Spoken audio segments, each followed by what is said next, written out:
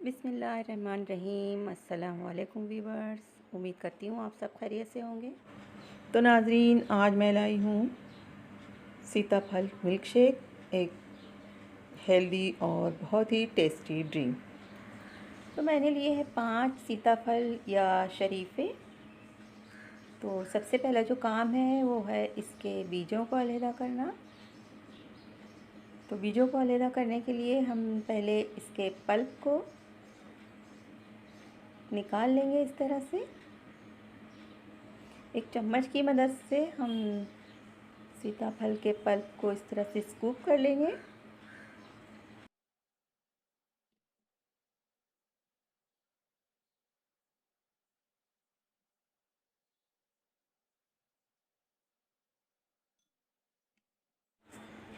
तो जैसा कि आप देख रहे हैं कि स्पून की मदद से बहुत ही आसानी के साथ पल्प जो है वो अलग हो जाता है। तो इसी तरह से हम सारे ही सीताफल को स्कूप कर लेते हैं और इसके पल्प को एक बाउल में हमने जमा कर लिया है।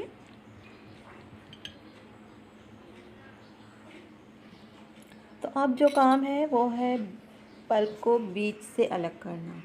तो बीज से अलग करने के लिए हमें चाहिए एक मिक्सी जार या ब्लेंडर। तो अब हम ब्लेंडर में इसे 1 से 2 सेकंड के लिए घुमा लेंगे।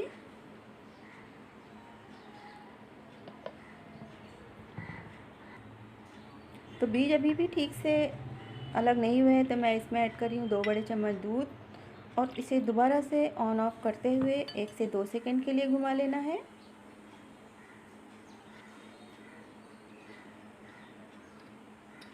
याद रखें ज़्यादा देर तक ना घुमाएं, वरना बीज जो है वो पिस जाएंगे और टेस्ट ख़राब हो जाएगा।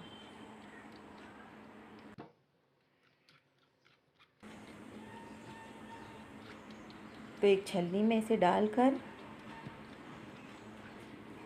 हम इस तरह से इसके पल्प को अलग करने की कोशिश करते हैं।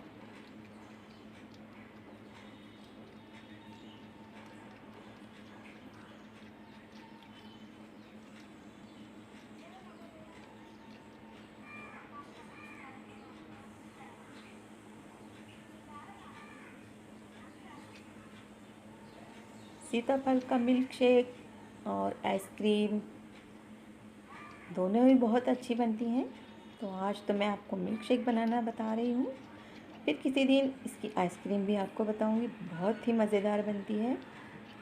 तो थोड़ा थोड़ा दूध डालते हुए हम इसके पल्प को छान लेंगे और जो बीज है ऊपर से उसे हम निकालते जाएंगे।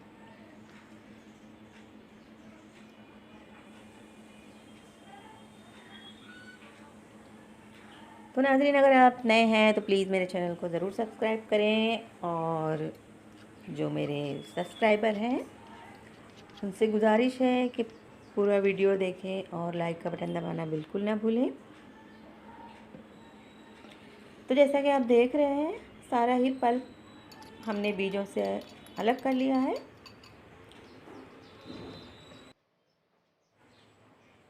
तो अब हम इसे दोबारा से मिक्सी जार में डाल देंगे और जितना हमें मिल्क शेक बनाना है, 2 गिलास 4 गिलास, उसी के हिसाब से हम इसमें दूध ऐड करेंगे। ठंडा दूध, बिल्कुल चिल्ड। तो मैं इसमें डाल रही हूँ 1.5 गिलास दूध और चीनी इसमें जाएगी 4 चम्मच। 4 छोटे चम्मच, आप अपने पसंद के हिसाब से भी ऐड कर सकते हैं।